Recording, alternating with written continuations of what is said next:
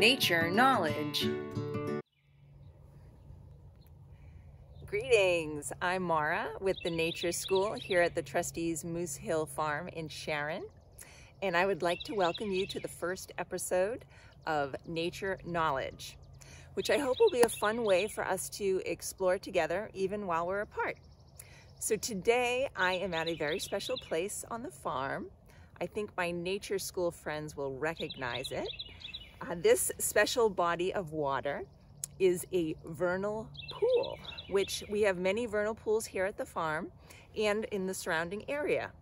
So, what is a vernal pool? A vernal pool is a unique and wonderful wildlife habitat within a body of water like this one. They can range in size. This is a very small one, but they can be quite big. And they have a very special feature. The water inside the pool will eventually dry up. Now it'll fill up again once there's enough rainfall or snow melt or enough groundwater rises up. But at some point it will completely dry up. Maybe at the end of summer or fall, like this one did. Or for some vernal pools, it can take years before they dry up. So, why is that important, that vernal pools dry up? It's important because that means fish cannot live in a vernal pool, which means that animals that fish eat have a better chance of surviving. There are lots of animals that take advantage of a fish-free environment, but there are certain animals whose life cycle absolutely positively depends on vernal pools. Now, scientists have a nice term for those animals. They call them obligate species.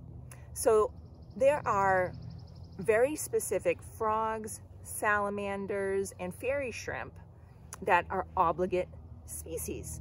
So if you go to a temporary body of water like this one, and you find evidence of one of those frogs, salamanders, or fairy shrimp, then you have found a vernal pool. Now in mid-March, about a month ago, here on the farm, there were wood frogs making a big noise. Do you remember what wood frogs sound like, friends? Let me play you their call.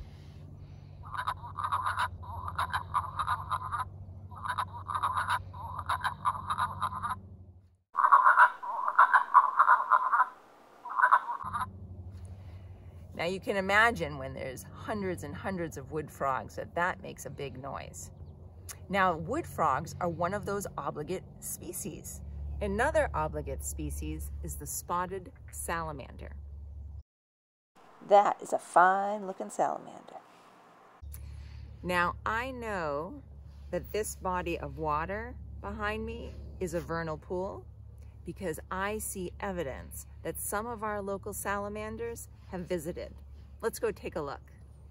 So friends, now I'm right by the edge of the vernal pool, and I'm going to use this stick to help point out some of the evidence I've found that some of our local spotted salamanders have come to this pool. Okay, so right here, I'm going to use my stick to point to it.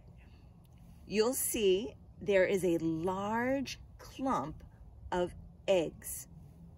And if you were able to look really closely, you would see the individual eggs in each little embryo of each little salamander. Now, our spotted salamanders have to lay lots and lots of eggs. So do the frogs and other critters that use the vernal pool. Because even though there are no fish in our vernal pools, it's still a dangerous place. And so if they lay lots of eggs, there's a greater chance that some will survive. Now I'm also going to point to other evidence. Now this is tough to see, but at the bottom of the vernal pool, there are these little columns, white columns. And these, I think, my friends, are spermatophores. What?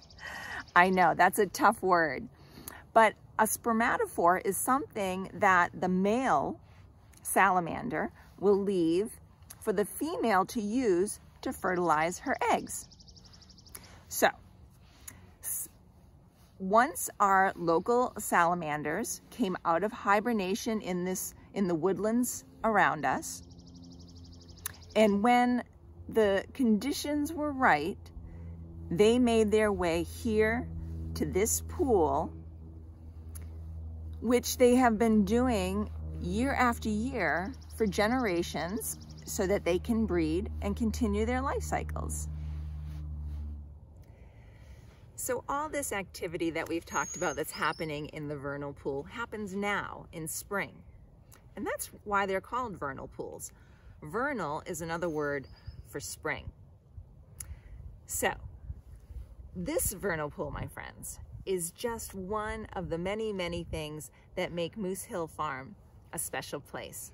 And I encourage you to come see for yourself. Okay, that's it for our first episode of Nature Knowledge.